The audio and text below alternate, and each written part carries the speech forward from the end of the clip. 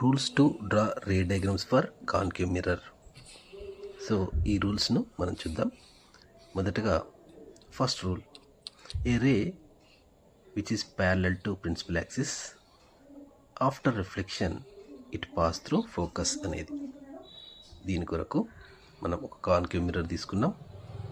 ఆ తర్వాత దానికి సంబంధించిన ఒక సెంటర్ ఆఫ్ కర్వేచర్, ఫోకస్ మరియు పోల్ అనే పాయింట్ గుర్తించాం. ఇప్పుడు రే ప్యారలల్ టు ప్రిన్సిపల్ యాక్సిస్ ప్యారలల్గా ఇన్సిడెంట్ లైట్ రే వచ్చినప్పుడు రిఫ్లెక్షన్ అయినప్పుడు అది ఫోకస్ పాయింట్ ద్వారా రిఫ్లెక్ట్ అవుతుందని గమనించవచ్చు. దీన్ని కృత్యం ద్వారా చూద్దాం.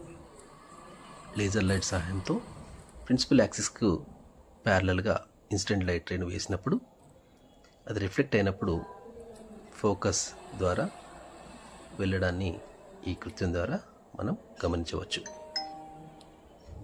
చూడండి, incident light ray parallel principal axis ఉంది, రిఫ్లెక్టెడ్ రే ఫోకస్ ద్వారా వెళ్తుంది. దీన్ని ఇక్కడ ఇది రిఫ్లెక్టెడ్ రే ఫోకస్ ద్వారా వెళ్ళడాన్ని ఇక్కడ గమనిస్తున్నారు.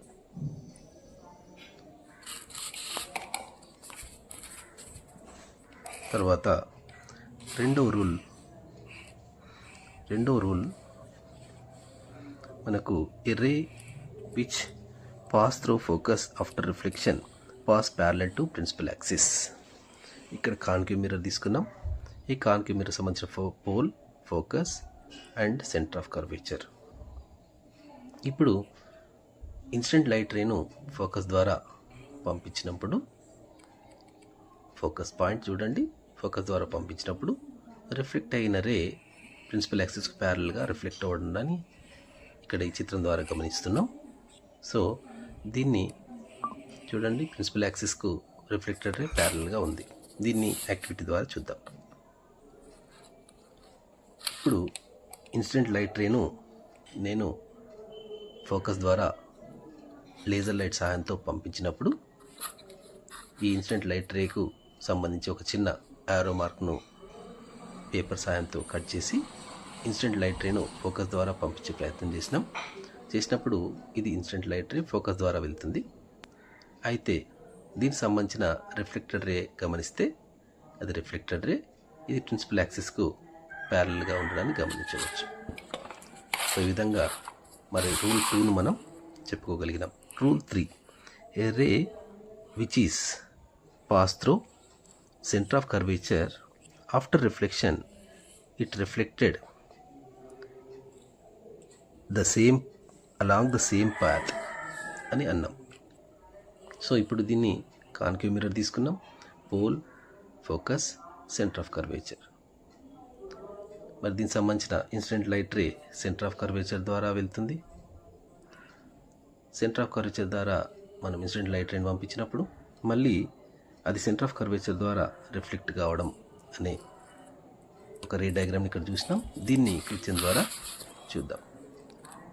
ఇప్పుడు ఇన్సిడెంట్ లైట్ రేను నేను సెంటర్ ఆఫ్ కర్వేచర్ ద్వారా పంపించిన ప్రయత్నంలో భాగంగా లేజర్ లైట్ను ఉపయోగించి మరి ప్రిన్సిపల్ యాక్సిస్ మీద ఉన్న సెంటర్ ఆఫ్ కర్వేచర్ ద్వారా ఇన్సిడెంట్ లైట్ రేను పంపించినప్పుడు మరి రిఫ్లెక్టెడ్ రే కూడా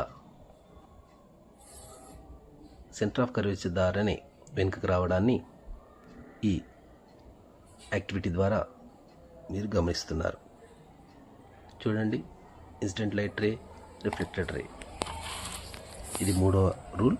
ఇక 4వ రూల్, ఏ రే విచ్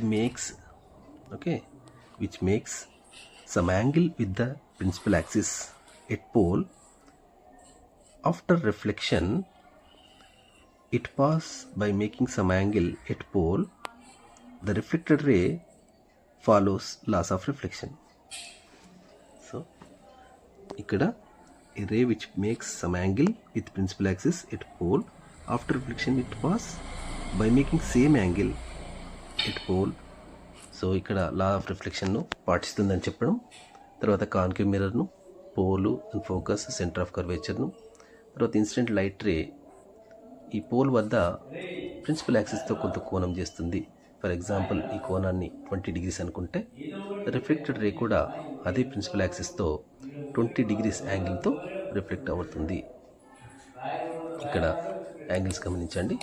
దీన్ని మనం ఈ లేజర్ లైట్ సహాయంతో చూద్దాం.